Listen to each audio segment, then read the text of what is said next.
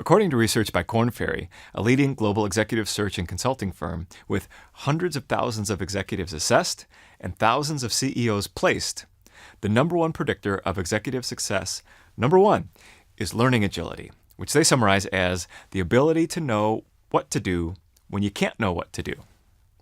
Successful executives need to learn at an extra level of challenge and velocity. I call it the executive learning cycle. It's 1, the drive to challenge oneself in the face of uncertainty, ambiguity, and anxiety. 2, to learn quickly from those experiences. And then 3, promptly apply the learning to new challenges. Here's how to do it. 1, learn from experience, challenging experiences. Take on initiatives that stretch you, test your limits, broaden your knowledge, and expand your perspective. Look for opportunities outside your current work role too, such as advisory boards or community service projects.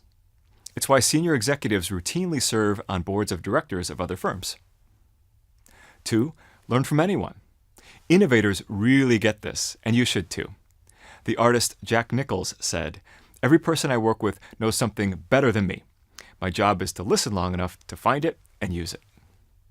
When you cross paths with people, don't leave without learning something, maybe even about yourself.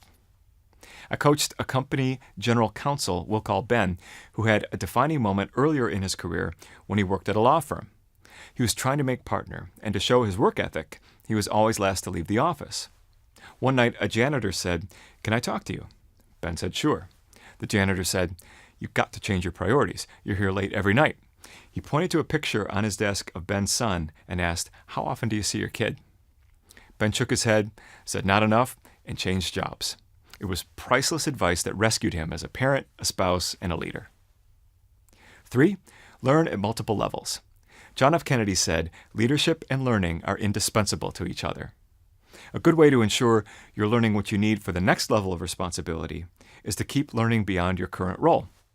You can learn about your business unit or function, your organization, your customers or clients, your industry, the competitive landscape, trends in technology, the economy, social changes, international affairs, government policies, and leadership skills, best practices, and other leaders' successes. Finally, do yourself a favor and learn from other leaders' failures too.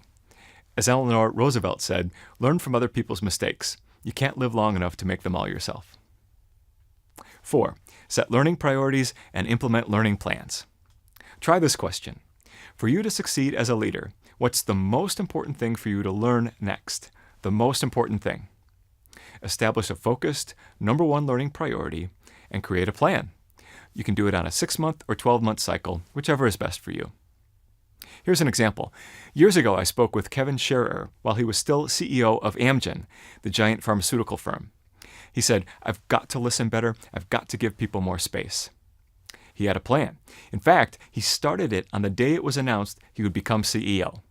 He sent a note to over 100 Amgen leaders to schedule one-to-one meetings with each of them.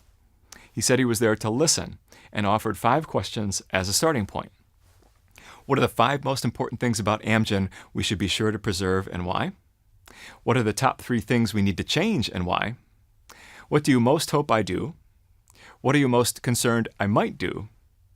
And what advice do you have for me? After the meetings, he shared what he learned with the entire company through listening memos, and he maintained a variety of other listening routines and practices for himself going forward. Now that's the kind of plan I want you to have, powered by the passion to learn that distinguishes the best leaders. Such as Sir Richard Branson, founder of the Virgin Group. Asked about what keeps him driving for success, he said, "My biggest motivation?